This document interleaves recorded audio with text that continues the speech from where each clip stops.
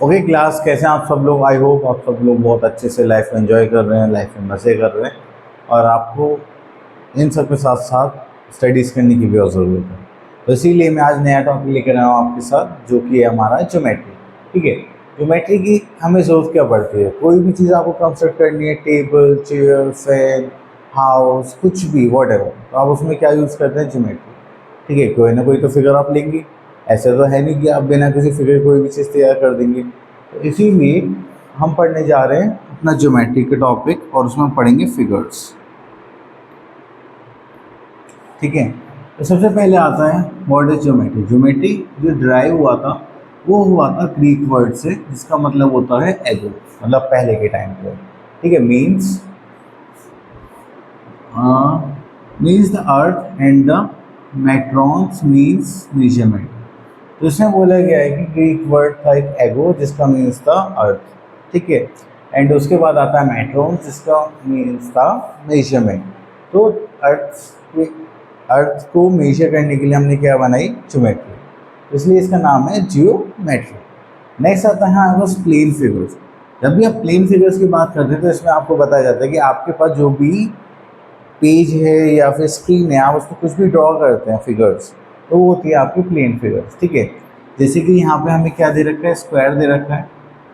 ठीक है, फिगर के नाम पर। बट फिगर्स में होता क्या है, एक साइड्स होते हैं, जैसे ये side, this side, this side, this side, and फिर आता है हमारे वर्टेक्स। ये कॉर्नर्स जो है हमारे क्या हो जाएंगे, वर्टेक्स।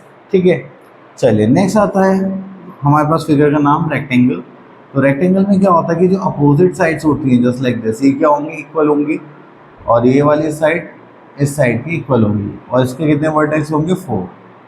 ठीक है, क्योंकि ये स्क्वायर है, जिसका मतलब क्या है, इसमें ऑल साइड्स क्या होंगी, हमारी इक्वल होंगी। ठीक है, अब उसके आगे चलते हैं। नेक्स्ट आता है हमारे पास ट्राइंगल। जब हम ट्राइंगल की बात करते हैं तो इसमें हमारे पास 3 साइड्स होंगी एंड 3 ही वर्टेक्स होंगे। ठीक है, अगर हम सर्कल की बात करें, इसमें कोई एज नहीं होती और ना ही कोई वर्टेक्स होता है। ठीक है, बस एक कर्व सर्कुलर बनाते हैं हम, तो वो हो जाता है हमारा सर्कल। ठीक है, अब यहाँ पर आ गया हमारे पास एक्सरसाइज। तो एक्सरसाइज में हमें क्वेश्चन नंबर 1 में क्या बोलेगा वो देख लेते हैं। In the following pictures write R in rectangle. तो रेक्टेंगल में हमें आर लिखना है, S in square, and T for triangle, and C for circle. चलिए, ये तो बहुत ईजी है। देखो, ये रेक्टेंगल दिखाई दिया तो मैंने आर लिख दिया, ये सर्कल है तो सी लिख दिया, ट्राइंगल है तो टी लिख दिया। ठीक है, ये स्क्वायर है तो मैंने इसकी जगह क्या लिख दिया, एस। ठीक है, चलिए नेक्स्ट आता है हमारे पास colour the following pictures with triangle red. तो ट्राइंगल को आपको किससे करना है, रेड से करना है। ठीक है, एंड सर्कल को येलो से करना है। चलिए सर्कल को यहाँ येलो कर देते हैं। नेक्स्ट आता है हमारे पास रेक्टेंगल। रेक्टेंगल को हमें क्या करना है, ग्रीन। चल, ये क्या आ गया, ब्लैक आ गया, सॉरी। रेक्टेंगल आ गया ग्रीन एंड स्क्वायर आ गया हमारा ब्लू। चलिए स्क्वायर को ब्लू से करना है। ठीक है, तो हम इसमें फिगर ले लेते हैं। तो सबसे पहले हम रेड ले लेते हैं। ठीक है, रेड हमें किसके लिए फिल करना है, ट्राइंगल के लिए। चलिए, ये एक हो गया। अभी थोड़ा मार्कर ऊपर नीचे चल रहा है इसलिए 2। ठीक है, और ट्राइंगल है हमारे पास, नहीं। देन सर्कल के लिए हमें क्या करना है, येलो। चलो येलो ले लीजिए, हमने येलो ले लिया। ठीक है, तो इस टाइप से देंगे सर्कल, हम उसमें क्या फिल करने वाले हैं, येलो कलर्स।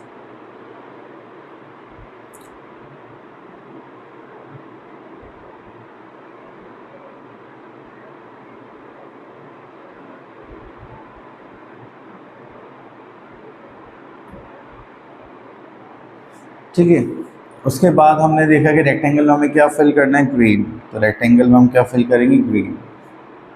तो ये हो गया आपका रेक्टेंगल।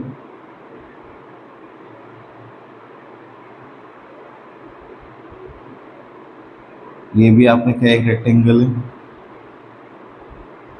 ये भी रेक्टेंगल है, ये सब आपके रेक्टेंगल्स हैं।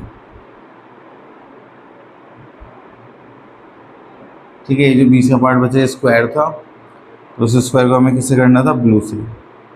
चलिए तो ये वाला पार्ट हम किससे कर देते हैं, ब्लू से। ठीक है, तो इस टाइप से आपको क्या करना है, कलर्स करना है। चलिए let's move to our next part. तो ये फिगर आप करेंगे। अब आ जाते हैं सॉलिड शेप पर।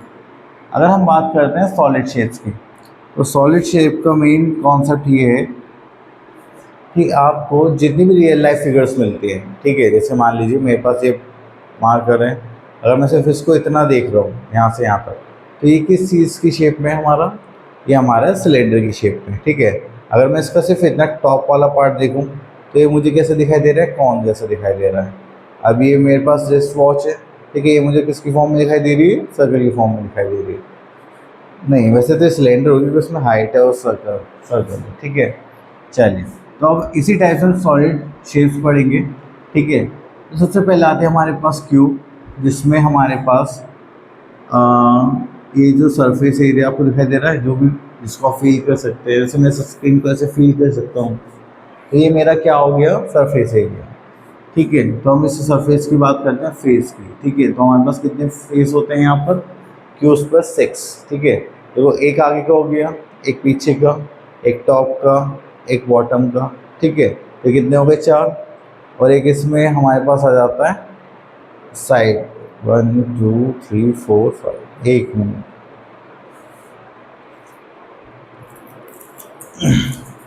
हाँ देखिए, जैसे मान लीजिए ये हमारी क्या है, सपोज करिए ये स्क्वायर है, मतलब क्यूबॉइड है, इमेजिन कर लीजिए। तो 1 2 3 4, एक साइड और वेट, एक 2 3 4 5। चलिए इसमें देख लीजिए, 1 2 3 4 5 6, तो हमारे पास टोटल फेजेस कितने हो गए, 6। तो 1 2 3 4 5 6। ठीक है, तो इस टाइप से हम क्या करते हैं, फेजेस को काउंट करते हैं। चलिए तो अब आ जाता है हमारे पास एजेस। एजेस जो हमारी साइड्स होंगी इनको हम एजेस बोलेंगे, जो कितने होंगे इसमें 12, और वर्टिसेस कितने होंगे, वर्टिसेस 8। ठीक है, चलिए ऐसे ही आता है क्यूबॉइड में। क्यूबॉइड में क्या होता है कि इसमें 3 डिफरेंट साइड्स होते हैं, जैसे लेंथ, ये हो जाएगी इसकी ब्रेथ, और ये हो जाएगी इसकी हाइट।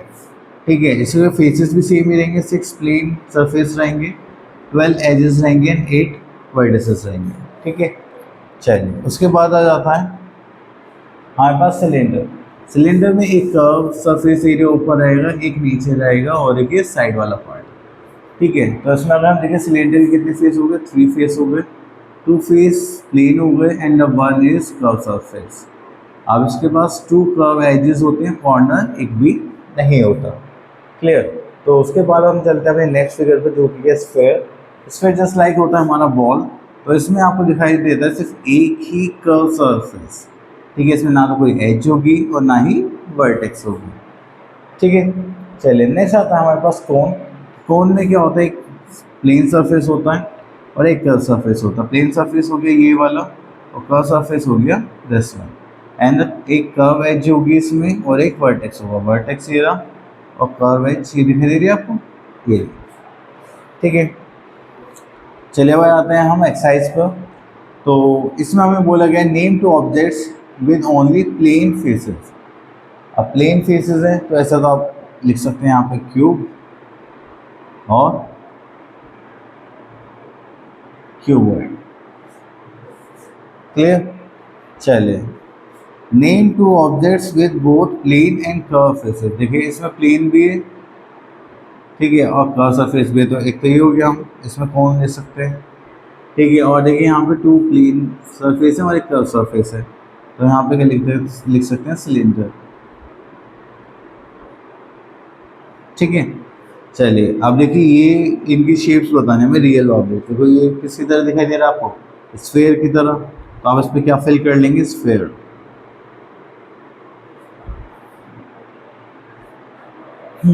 चलिए अब आ जाता है point, line, line segment, curve lines. अब देखिए अगर हम बात करें यहाँ पर point, a point does not have the length और थिकनेस। पॉइंट की कोई लेंथ और थिकनेस तो नहीं होते, बस हम सिंपल क्या लगा देते हैं, पॉइंट लगा देते हैं। जब भी हम लाइन की बात करते हैं तो एक हम यहाँ पे लाइन ड्रॉ करेंगे, और इसका मतलब होता है कि इधर से भी और इधर से भी दोनों साइड से इसको क्या कर सकते हैं, एक्सटेंड कर सकते हैं। लेकिन जैसे ही आप लाइन सेगमेंट पर आते हैं तो आप एक फिक्स पॉइंट लगा देते हैं यहाँ पर, जो इसके बीच में हमने लाइन ड्रॉ करी है, तो वो क्या होगी, हमारी लाइन सेगमेंट, और ये क्या होती है, अपने आप में फिक्स होती है। ठीक है, कर्व लाइंस देखिए जो भी ऐसे कर्व फॉर्म कर रही है, ठीक है, और ऑब्वियसली क्योंकि लाइन से तो एक्सटेंड हो सकती है। चलिए, अब उसके बाद आपके पास नेक्स्ट एक्सरसाइज आ गई है जिसमें आपको ट्रू एंड फॉल्स लिखना है। अ line segment has a beginning और एन एंड। एक उसमें बिगिनिंग भी होती है और एक एंड पॉइंट भी होता है। हाँ बिल्कुल होता है, उसको हम लिख देंगे true. You can measure the breath of a line segment. Line segment का ब्रेथ मेजर कर सकते हैं, नहीं, फॉल्स। ठीक है, चलिए नेक्स्ट आ जाता है हमारे पास नया टॉपिक, दैट इज सिमेट्री। ठीक है, सिमेट्री का मतलब होता है कि आपको कोई भी फिगर है या कोई भी ऑब्जेक्ट है उसको टू में डिवाइड करना है। ये क्यों ज़रूरी है, देखिए क्योंकि हम लोग बहुत सारी चीज़ें बनाते हैं, ड्रॉ करते हैं। ठीक है, तो हम पहले उसको क्या करते हैं, डिवाइड करते हैं, तभी तो पार्ट में डिवाइड ड्रॉ कर सकते हैं अच्छे से। चाहे आपको कुछ भी कंस्ट्रक्ट करना हो, मतलब जो हम हैंडमेड वाली बातें कर रहे हैं, तो उसमें सिमेट्री का होना बहुत ज़रूरी है। अब सपोज़ करो मैं अगर हाफ की बात करूँ, मेरा हाफ क्या थोड़ा बड़ा हो जाए, इधर का थोड़ा छोटा हो जाए, ठीक है, हालांकि ऐसा होगा नहीं, बट जब भी हो जाए तो मैं कितना अजीब लगेगा। ठीक है, ऐसे ही ऑब्जेक्ट्स का होता है, तो इसीलिए सिमेट्री भी हमारे लिए मोस्ट इंपॉर्टेंट है। जैसे कि मान ली पूरी फिगर है तो हमने यहाँ पे एक सिमेट्री लाइन ड्रॉ कर दी जिससे कि वो क्या हो गया, इक्वली टू में डिवाइड हो गया। ऐसे हमने यहाँ पे करा, सीजर का करा, बिल्डिंग का करा। ठीक है, तो ये हमारी आ गई फिगर। जो फिगर में आपको दिखाई दे रहा है ये दोनों सेम पार्ट है, तो हमने यहाँ पे लाइन ऑफ सिमेट्री ड्रॉ कर दिया। अब जैसे ये अल्फ़ाबेट्स हैं तो एक यहाँ पे आ गई हमारी, एक यहाँ आ गई। ठीक है, तो अब जैसे कि अब एक नया कॉन्सेप्ट और है कि आप कुछ फिगर्स में एक से ज़्यादा सिमेट्री लाइन ड्रॉ कर सकते हैं। ठीक है, जैसे कि ये हो गया, इसमें आप ऐसे भी कर सकते हैं। ठीक है, बट ये फिगर अलग अलग हो जाएगी क्योंकि ये वाली साइड और आई थिंक ये वाली साइड का कुछ है इसमें जो हमें विजिबल नहीं है। ठीक है, वन लाइन ऑफ सिमेट्री। अब देखो एच को हम ऐसे भी डिवाइड कर सकते हैं और ऐसे भी कर सकते हैं, तो ये होगी टू लाइन ऑफ सिमेट्री। अब देखिए स्टार है तो इसमें हमने कितनी ड्रॉ करी, 1 2 3 4, तो ये कितनी होगी, 4 लाइन ऑफ सिमेट्री। अब आप इस ट्रायंगल को 3 पार्ट्स में डिवाइड कर सकते हैं। अब देखो जे में तो कुछ है ही नहीं जिसमें आप एक सिमेट्री लाइन ड्रॉ कर सकें, तो इसलिए जे में क्या हो जाएगा, no line of symmetry. Next आता है हमारे पास पैटर्न। देखिए पैटर्न को अगर आप देखें तो हम रियल लाइफ में बहुत ज़्यादा यूज़ करते हैं।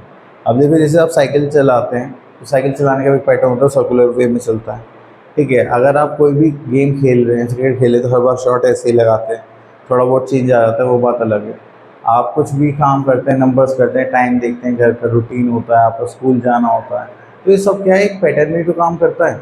जब सुबह उठोगे, स्कूल जाओगे, फिर आओगे, फिर लंच करोगे, तो फिर ट्यूशन या फिर खेलने जाओगे, अकेडमी जाओगे, ठीक है, फिर आके सो जाओगे। तो ये सारा क्या चलता है, हमारा पैटर्न के अकॉर्डिंग चलता है। तो पैटर्न्स में हमारे पास अलग अलग टाइप के पैटर्न्स आते हैं, जैसे पैटर्न ऑफ साइज। ठीक है, पहले सबसे बड़ा पैटर्न, फिर से छोटा, फिर से छोटा और उससे ऊपर। तो ऐसा पैटर्न कहाँ देखने के लिए मिलता है आपको स्कूल में, यस, असेंबली के टाइम पे। ठीक है, हाइट वाइज लगाते हैं ना। ठीक है, नेक्स्ट आता है पैटर्न ऑफ नंबर्स। तो नंबर्स में क्या होता है कि जितने का हम गैप ले रहे हैं, ठीक है, यहाँ पे हमने 2 2 का गैप लिया है, तो पहले कितना गया, 2 4 6 8। Pattern of letters A B, फिर ए बी सी है, हमने क्या करा, एक नंबर और ऐड कर दिया, फिर एक नंबर और ऐड कर दिया, फिर एक नंबर और ऐड कर दिया। ठीक है, अब देखो जैसे यहाँ है पी क्यू आर, फिर क्या हो गया क्यू आर एस, मतलब पहला हटा दिया और एक लास्ट में ऐड कर दिया। अगेन हम यहाँ पे क्या, क्यू आर एस, तो फर्स्ट को रिमूव कर दिया और एक और लास्ट में ऐड कर दिया। ठीक है, तो ये सारे पैटर्न्स है। ठीक है, अब इन पैटर्न्स के चलते चलते हमारे पास एक कॉन्सेप्ट और आ गया, even number and odd numbers. कभी कभी क्या करते हैं कि हम इवन नंबर्स का डिफरेंस दे देते हैं सब में, कभी कभी हम ऑड नंबर्स का डिफरेंस दे देते हैं। तो हमेशा भी डिफरेंस देंगे तो हमेशा इनके बीच का डिफरेंस कितना आएगा, 2 आएगा। ठीक है, हालांकि हमें पता है कि ऑड नंबर्स क्या होते हैं और इवन नंबर्स क्या होते हैं, देखिए ये तो पता होगा। अगर हम गैस करते हैं, इवन नंबर वो नंबर्स होते हैं जो हमारे 2 से डिवाइड हो जाते हैं, एंड ऑड नंबर्स वो नंबर्स होते हैं जो हमारे कम्प्लीटली 2 से डिविजिबल नहीं होते। ठीक है, चलिए, तो अब आ गए हम अपने एक्सरसाइज पर। तो अगर हम एक्सरसाइज की बात करें तो यहाँ पर हमारे पास क्या है, क्वेश्चन नंबर 1 में देखते हैं योग एक्सरसाइज 4। क्वेश्चन नंबर 1 में बोला है what shape do the following object है। जो क्रिकेट बॉल की शेप है हमारे पास वो कैसी होती है, स्फेयर की फॉर्म में होती है, ठीक है। चलिए अब name the part label as A B C. तो अगर हम एक ही बात करें क्या हमारा सरफेस है, ठीक है। अगर हम बी की बात करें तो ये क्या हो गया हमारे वर्टेक्स,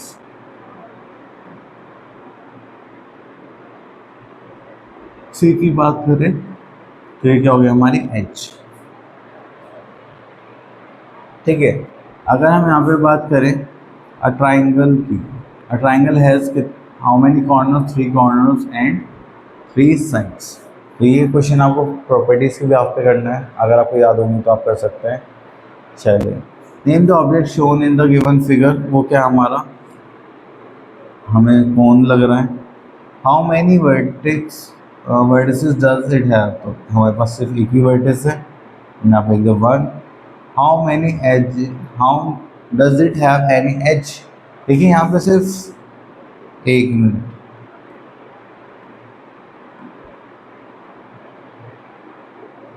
देखो एज के बारे में बात कर रहा था यहाँ पे, देखो यहाँ पे सिर्फ एक ही एज है जो कि है क्या है, कर्व एज, ठीक है। तो हम यहाँ पे लिख देंगे 1 कर्व एज, ठीक है।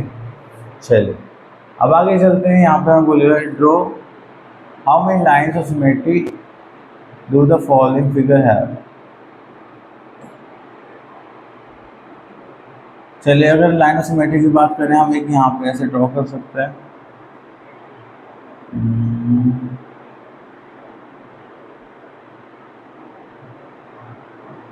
ठीक है। एक इसमें हम यहाँ पे भी लाइन ऑफ सिमेट्री ड्रॉ कर सकते हैं, और कुछ है, हाँ एक हम यहाँ से भी तो कर सकते हैं, ये भी इक्वल पड़ेगी, ये स्क्वायर है, यहाँ से करेंगे तो ये भी कितना हो जाएगा, स्क्वायर हो जाएगा। तो कितने हो गए हमारे पास 1 2 3 4, तो यहाँ पर आ गए हमारे पास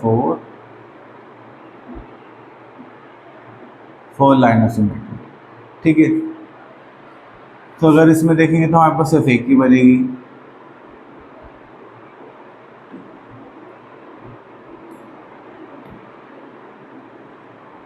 और तो कुछ इसमें है ही नहीं। यहाँ पे हम 2 बना सकते हैं, ठीक है, ये आप लोग कर लेना। अब ऐसे ही यहाँ पे सिमेट्री लाइन बनाने, चलो मैं ये वाली फिगर कर लेता हूँ 1, ठीक है। और कुछ है क्या हमारे पास,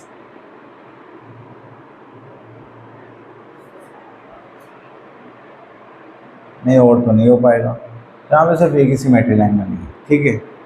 use the mirror to find out the dotted line in the line of symmetry. अब देखिए मिरर की हेल्प से होगा, चलिए वो आप लोग कर लेना, मिरर यहाँ लगा के पता कर लेना कि आपकी लाइन ऑफ सिमेट्री सही बन रही है या नहीं बन रही। वैसे ये सही है। चलिए नेक्स्ट आ जाता है हमारे पास क्वेश्चन नंबर 11। क्वेश्चन नंबर 11 में हमसे क्या बोलेगा, observe the pattern, right the next 3 members of the pattern.